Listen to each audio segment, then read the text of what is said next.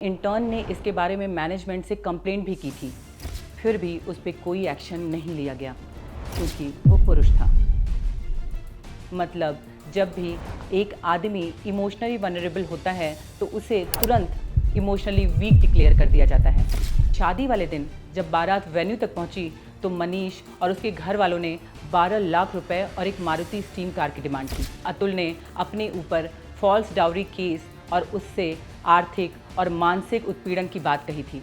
CrPC के section 482 ऐसे false cases के लिए एक स्ट्रॉन्ग सेक्शन है। जो मर्द होता है उसे दर्द नहीं होता मेम साहब। ऑफकोर्स मैं अमित जी जैसा बिल्कुल नहीं बोल पाऊंगी, लेकिन मर्द फिल्म के इस सीन में अमिताभ बच्चन को रस्सियों से बांधा गया होता है और अमृता सिंह उन पर कोड़े बरसा रही होती हैं। अमृता सिंह पूछती हैं, किस मिट्टी के बने हो तुम? किस मिट्टी के बने हो तुम? तुम्हें दर्द नहीं होता? और अमित जी हंसते हुए बोलते हैं, जो मर्द होता है उसे दर्द नहीं होता मेम साहब। इस सीन को 2 मिनट के लिए याद रखिएगा, बताते हैं क्यों। कट टू इसी फिल्म के एक और सीन पर आते हैं। हीरो की माँ अपनी आखिरी सांसें ले रही होती है और बच्चन साहब के रोने पे बोलती हैं, आंसू मत बहा ना बेटे। तुम कहते थे ना, क्या कहते थे? हाँ बोलो। जो मर्द होता है उसे दर्द नहीं होता। आप सोच रहे होंगे कि शिल्पिका को आज क्या हो गया है, एक फिल्म की डायलॉग को डिस्कस कर रही हूँ। एक्चुअली मैं डायलॉग को नहीं बल्कि किसी और चीज़ को नोटिस कराना चाह रही हूँ। अब इन दोनों डायलॉग्स पर बारी बारी से गौर करिए। पहले वाले में जहाँ अमित जी हंस के डायलॉग बोलते हैं, वहीं दूसरी बार अपनी माँ को खो देने के दुख में रोते हुए। मतलब इमोशंस तो चेंज हो सकते हैं, लेकिन एक्सप्रेशंस में मर्द को दर्द बिल्कुल नहीं होना चाहिए। ऐसे ही इमोशनल सप्रेशन ने हमारी सोसाइटी के बराबर के पार्टनर पुरुषों के ऊपर इमोशनल बर्डन डाल रखा है।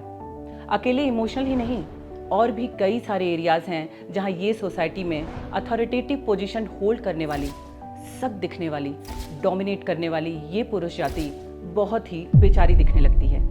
आज के इस वीडियो से हम कोई main versus women angle create करने नहीं आए हैं और ना ही पैट्रियार्कल सोसाइटी को डिफेंड करने आए हैं। जो सच है वो इस वीडियो के बाद भी वही है, लेकिन सच भी कभी कभी एब्सोल्यूट नहीं होता है और इसी वजह से कई बार हमसे बहुत कुछ ज़रूरी छूट जाता है।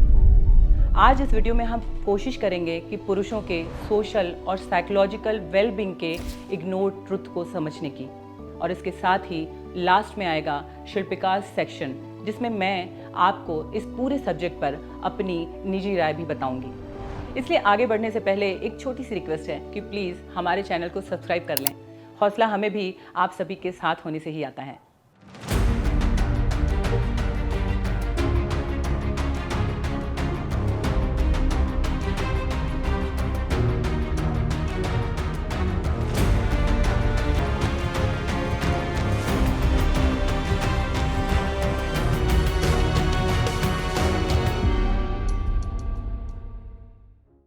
आप सोच रहे होंगे क्या मेल भी वर्क प्लेस हरेसमेंट का शिकार होते हैं? तो आंसर भी सुन लीजिए, खूब होते हैं। 25 सितंबर 2023 को इंडिया टुडे में पब्लिश हुए इस रिपोर्ट को पढ़िए। इस रिपोर्ट में बेंगलोर के एक मार्केटिंग फर्म में काम कर रहे एक इंटर्न के ईमेल वायरल होने की बात कही गई है। आरोप है कि उसके प्रोजेक्ट मैनेजर ने उसे पहले घर बुलाया, फिर कुछ देर बाद खुद को उसके ऊपर फोर्स किया, इनअप्रोप्रिएट जगहों पर छुआ, कई डिस्टर्बिंग बातें कही। किसी तरह से वो वहाँ से भाग पाया। और भी डिस्टर्बिंग बात यह है कि इंटर्न ने इसके बारे में मैनेजमेंट से कंप्लेंट भी की थी, फिर भी उस पर कोई एक्शन नहीं लिया गया क्योंकि वो पुरुष था। टाइम्स ऑफ इंडिया के इस 13 साल पुराने आर्टिकल को भी देखिए। इसमें बेंगलोर, चेन्नई, दिल्ली, हैदराबाद, कलकत्ता, मुंबई और पुणे के मेल एम्प्लॉयज़ के बीच किए गए एक सर्वे का डेटा दिया गया है। इनमें से 19% लोगों ने माना है कि उनके साथ हरेसमेंट हो चुका है। ये तो हुई हरेसमेंट की बात। इसके अलावा भी बहुत से हरेसमेंट होते हैं, जैसे रेशियल हरेसमेंट, जिसमें स्किन कलर, रेस, किस देश से हैं आप, आपकी फूड चॉइस क्या है, इन सब के बेसिस पर आपके साथ हरेसमेंट होता है। और भी है एबिलिटी बेस्ड हरेसमेंट। इसमें किसी दिव्यांग को उसके फिजिकल कंडीशन की वजह से चिढ़ाया जाता है। ऐसे ही religious, age based, power based, psychological harassment जैसे और भी बहुत से वर्क प्लेस हरेसमेंट होते हैं। मर्द बन अगर आप एक मेल हैं तो न जाने कितनी बार आपने खुद ये बात सुनी होगी या जाने कितनी बार ही ये बात आपसे आपके दोस्तों ने खुद कही होगी। ऐसे ही स्टीरियोटाइप ने मर्दों के किसी भी सेंसिटिव एक्सप्रेशन को कमज़ोरी का नाम दे दिया है। मतलब जब भी एक आदमी इमोशनली वनरेबल होता है तो उसे तुरंत इमोशनली वीक डिक्लेयर कर दिया जाता है। सबसे आसान एनालॉजी महिलाओं के इमोशन से कंपेयर करके दी जाती है। जैसे आपने अक्सर खुद देखा होगा कि कैसे दोस्त यार क्या औरतों की तरह रोता है, हाथ में चूड़ियां पहन के बैठेगा क्या, या फिर जा घूंघट ओढ़ के छिप जा जैसे वर्ड्स मजाक मजाक में बोल जाते हैं और ये मजाक स्टीरियोटाइप में बदल जाते हैं और बाद में और भी डेंजरस स्टीरियोटाइप को जन्म देते हैं, जिनमें से एक सबसे बड़ा है मेल ईगो। इस मेल ईगो के चक्कर में कितने ही क्राइम रोज होते हैं, न्यूज़पेपर भरा रहता है। जो भी इमोशन लगातार दबाए जाते हैं बाद में वो कल्चर का हिस्सा बन जाते हैं और हमें फिर नॉर्मल लगने लगते हैं। आने वाली कितनी सारी जनरेशन संघर्ष करती रह जाती है। अमेरिकन साइकोलॉजिकल एसोसिएशन के सीईओ ऑर्थर सी इवॉन्स जूनियर भी कहते हैं the cost of emotional separation is a life time of struggle. 11 जुलाई 2024 में छपी एनडीटीवी के इस रिपोर्ट को देखिए। इसमें एनसीआरबी के डेटा के थ्रू बताया गया है कि कैसे 2022 में भारत सुसाइड के मामलों में दुनिया भर में नंबर 1 पे पहुंच गया है। अब इस ग्राफ को भी देखिए, ये पिछले लगभग 50 सालों का सुसाइड डेटा है। ठीक से देखने पर दो बातें एकदम साफ पता चलती हैं।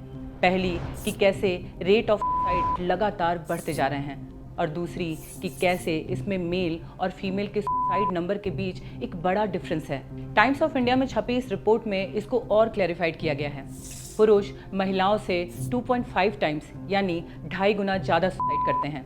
इसके रीजंस बहुत सारे हैं, या सही कहें तो ये एक चेन रिएक्शन की तरह चलता है।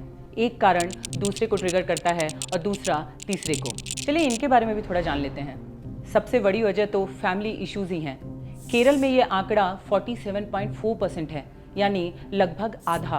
बाकी स्टेट्स का डेटा हमें मिल नहीं पाया है, लेकिन रेंज इसी के आसपास होगी। पुरुष नॉर्मली अपनी फैमिली प्रॉब्लम्स शेयर नहीं करते हैं। रीजंस वही इमोशनल सप्रेशन, जिसके बारे में हमने अभी बात की है। टफ दिखने का प्रेशर कई बार आदमियों को अकेला कर देता है। इससे पुरुष हेल्पलेस महसूस करते हैं और फ्रस्ट्रेशन पैदा होता है, जो सुसाइड थॉट्स को ट्रिगर कर देता है। इसके बाद इसमें एक बड़ा रीज़न जेंडर एक्सपेक्टेशन भी है। नॉर्मली सोसाइटी में पैसा कमाने का और सबकी ज़रूरत पूरी करने की जिम्मेदारी आदमियों की ही होती है। अकेले रोटी कपड़ा मकान के लिए अपना सारा टाइम फूंक देने वाला पुरुष मानसिक रूप से भी थक जाता है। इसलिए मार्केट में अगर अनएम्प्लॉयमेंट और ले ऑफ जैसी न्यूज़ चलने लगे तो इनके लिए एक सोशल पैनिक क्रिएट हो जाता है। बाद में यही फाइनेंशियल स्ट्रेस का रूप ले लेता है। ये भी एक बहुत बड़ा रीज़न है। इसी फाइनेंशियल स्ट्रेस का एक एग्जाम्पल लोन लेकर वापस ना दे पाना भी है।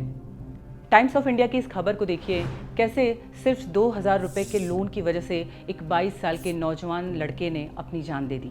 और भी रीजंस हैं। अल्कोहल या ड्रग अब्यूज़ भी उनमें से एक है। कई बार इनका हद से ज़्यादा कंजम्पशन पहले डिप्रेशन ले आता है और डिप्रेशन बाद में सुसाइड। 26 जून 2023 को मनी कंट्रोल में पब्लिश इस रिपोर्ट को देखिए कि कैसे 10 सालों में ड्रग्स और अल्कोहल से सुसाइड करने वालों की संख्या ट्रिपल हो गई है। दोस्तों, दहेज, उससे जुड़े लॉज और उसके इम्पैक्ट के बारे में चौंका देने वाली बातें हमने अपने इस वीडियो में की हैं। जैसे 1961 में जब द डावरी प्रोहिबिशन एक्ट बना, तब से लेकर आगे के 50 साल के डेटा को एनालाइज किया गया है। आपसे रिक्वेस्ट है कि इस वीडियो को देखने के बाद उसे भी ज़रूर देखें। लेकिन आज डाउरी से रिलेटेड कुछ अलग ही बातें करेंगे, फेक डाउरी केसेस के बारे में। आईपीसी सेक्शन 498, जो कि अब बीएनएस सेक्शन 85 और 86 है, इसमें हस्बैंड या उसके घर वालों या उसके रिलेटिव्स की ओर से वाइफ पर किए गए किसी भी क्रूअल बिहेवियर को डिफाइन किया गया है और आरोप साबित होने पर उन्हें जेल और फाइन लगाने की बात कहता है। ये सेक्शन ऐसे क्राइम को एक नॉन बेलेबल कॉग्निजेबल ऑफेंस मानता है, यानी इसमें बिना वारंट के अरेस्ट पॉसिबल है। साथ ही ये नॉन कंपाउंडेबल भी है, यानी इसे एक बार अगर आपने लगा दिया तो कंप्लेंट करने वाली महिला की तरफ से भी विड्रॉ नहीं किया जा सकता। हालांकि 2015 के बाद अरेस्ट को लेके इसमें कुछ चेंजेस किए गए हैं, लेकिन वो भी काफ़ी नहीं लगते हैं। इस सेक्शन का बहुत बार गलत फ़ायदा भी उठाया जाता है। कई बार तो इसे मोटी एलिमनी और बड़े मंथली कॉम्पनसेशन को पाने का हथियार भी बना लिया जाता है। 2003 के पॉपुलर केस में निशा ने अपने होने वाले पति मनीष दलाल और उनकी फैमिली पर दहेज और मारपीट का आरोप लगाया था। कंप्लेंट में उन्होंने बताया कि शादी वाले दिन जब बारात वेन्यू तक पहुंची तो मनीष और उसके घर वालों ने 12 लाख रुपए और एक मारुति स्टीम कार की डिमांड की। जब निशा की फैमिली ने डाउरी न दे पाने की बात कही तो दलाल फैमिली की ओर से मारपीट भी की गई। नेशनल और इंटरनेशनल मीडिया ने इसको खूब कवरेज दी और निशा को यूथ आइकॉन तक बना दिया गया। केस आगे बढ़ा तो जांच में जो सामने आया वो बहुत ही ज़्यादा डिस्टर्बिंग था। सारे आरोप गलत थे। निशा ने ये सारे फॉल्स एक्यूजेशन मनीष से शादी न करने के लिए लगाए थे। हालांकि 2012 में कोर्ट ने मनीष और उसकी फैमिली को निर्दोष पाया और सारे आरोप डिसमिस कर दिए, लेकिन फिर भी बीते 9 साल के मेंटल और सोशल हैरेसमेंट को टाला नहीं जा सका। इसमें तो एक गलत लड़ाई के खिलाफ एक सही लड़ाई लड़ी गई और कोर्ट से बेगुनाही भी पाई गई, लेकिन कई बार इसका मानसिक और आर्थिक उत्पीड़न पुरुषों को तोड़ देता है और उन्हें सुसाइड करने पर मजबूर कर देता है। अभी हाल ही में बहुत चर्चित केस अतुल सुभाष की आत्महत्या का है। 9 दिसंबर को अतुल सुभाष को बेंगलोर के उनके अपार्टमेंट में मरा हुआ पाया गया। वहां से 24 पेज का सुसाइड नोट और वीडियो भी रिकवर की गई है, जिसमें अतुल ने अपने ऊपर फॉल्स डाउरी केस और उससे आर्थिक और मानसिक उत्पीड़न की बात कही थी। हालांकि ये केस अभी कोर्ट में चल रहा है और अपनी जिम्मेदारी हम समझते हैं, इसलिए अभी इस पर किसी भी कंक्लूजन पर नहीं पहुंचते हैं। आगे जब भी ये केस पूरा होगा और जो भी कोर्ट डिसीजन देगा, मैं वादा करती हूँ कि उस पर बिना किसी बायसनेस के पूरी डिटेल में वीडियो ज़रूर लेकर आऊँगी। अब थोड़ी बात इसकी भी कर लेते हैं कि अगर किसी आदमी पर फॉल्स डाउरी केस फाइल किया जा रहा है तो उसके पास काउंटर करने के लिए क्या क्या ऑप्शंस हैं। सबसे पहले तो इस बात का स्ट्रॉन्ग एविडेंस होना चाहिए कि वाइफ ने जो भी केस फाइल किया है वो गलत है। इसके बिना कुछ खास होगा नहीं। सेक्शंस की बात करें तो गलत केस फाइल करने के लिए पत्नी पर आईपीसी सेक्शन 211 जो कि अब बीएनएस सेक्शन 179 है लग सकता है। अगर साबित होता है कि महिला ने आरोप गलत और जानबूझकर नुकसान पहुंचाने के लिए लगाए थे तो इस सेक्शन के अंडर 7 साल तक की सज़ा भी हो सकती है। इसके अलावा पुलिस को गलत जानकारी देने के जुर्म में आईपीसी सेक्शन 182 जो अब बीएनएस सेक्शन 164 है उस औरत पर लगाया जा सकता है।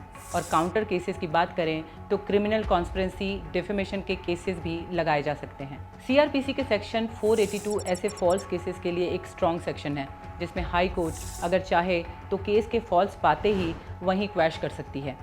हालांकि हाई कोर्ट इस सेक्शन का यूज़ एकदम न के बराबर करती है। हाल ही में सुप्रीम कोर्ट ने इसके लिए कोर्ट्स को जमकर फटकार भी लगाई है। इसके अलावा कोर्ट को अगर लगता है तो कोर्ट बीएनएसएस सेक्शन 315 या सीआरपीसी सेक्शन 438 के तहत पुरुष को एंटीसिपेटरी बेल भी दे सकती है।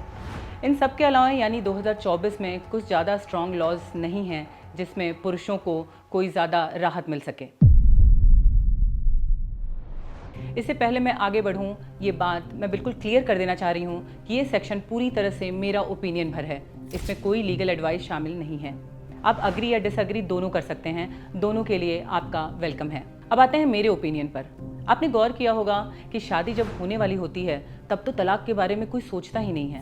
अगर कोई बोलना चाहे तो भी लोग अरे शुभ शुभ बोलो, इतना बुरा सोच के आगे बढ़ोगे, इस रिश्ते की शुरुआत तुम ऐसे करोगे वगैरह वगैरह बोल के डांट देते हैं। लेकिन अब जबकि ऐसे केसेस बढ़ने लगे हैं जिसमें डाइवोर्स के बाद मोटी एलिमनी और कॉम्पनसेशन की डिमांड की जा रही है, तो कुछ तो करना ही पड़ेगा।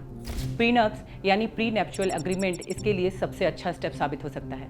यूरोप की कई कंट्रीज और यहाँ तक कि चाइना में भी ये एक लीगल तरीका है शादी के बाद ऐसे फ्रॉड से बचने का। इसमें शादी से ठीक पहले दोनों पक्ष बैठ के ये डिसाइड कर लेते हैं कि अगर शादी नहीं चली तो एलिमनी देनी है या नहीं देनी है, और देनी है तो मैक्सिमम कैप कितना होगा। इससे दोनों पार्टीज एक पॉइंट पर अग्री करने के बाद ही आगे बढ़ते हैं, लेकिन अनफॉर्चुनेटली इंडिया में अभी ये लीगल नहीं है। इसके अलावा कोर्ट्स को भी ऐसे केसेस में एक्स्ट्रा केयरफुल रहने की ज़रूरत है। कोर्ट के सामने महिला पुरुष से ज़्यादा जस्टिस और इनजस्टिस मायने रखता है, क्योंकि गलत या सही होने के लिए महिला या पुरुष होने की ज़रूरत नहीं है। लास्ट में ये कहना है कि दर्द सबको होता है, मर्द को, औरत को, बच्चों को या किसी भी लिविंग बीइंग को। ज़रूरी ये है कि उस पेन को देखा जाए, दर्द को दिखा सकने को नॉर्मल किया जाए और उसे मिल के बांटा भी जाए, बिना किसी पूर्वाग्रह और बिना किसी बायस के। इसके लिए सोसाइटी को हेल्दी सोशल माइंडसेट डेवलप करने की ज़रूरत है, और ये शुरू होगा आपसे, हमसे, हमारे अपने माइंडसेट से, क्योंकि आपको भी पता है माइंडसेट इज़ एवरीथिंग।